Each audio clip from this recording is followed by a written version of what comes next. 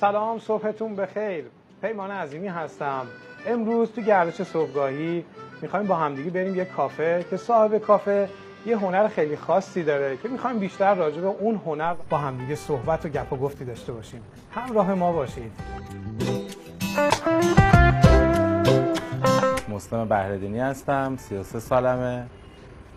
حدوداً 6 ساله که تو عرصه کیک و دسر فعالیت دارم و حدوداً 1 سال و 2-3 ماه که مشغول به کار جدی شدم تو این زمینه. خودم زمینه کاریم یه جوریه که اکثر 90% کارهای اینجا با عهده خودم، یعنی هم خریدش و هم پخت کیکش و صبحانه زدن و اکثر چیزا با خودمه دیگه. بعد از اول صبح بیدار. چی شد که خودت مشغول شدی اینکه خودت انجام بدی این کارو؟ دوره‌های خاصی رو گذروندی؟ علاقه بوده؟ چی بوده؟ اوقات فراغت هم بعد از ظهر اینا مثلا از روی حسب علاقه دسری ژله چیزی برای خانواده یا مهمونی بود انجام میدادم.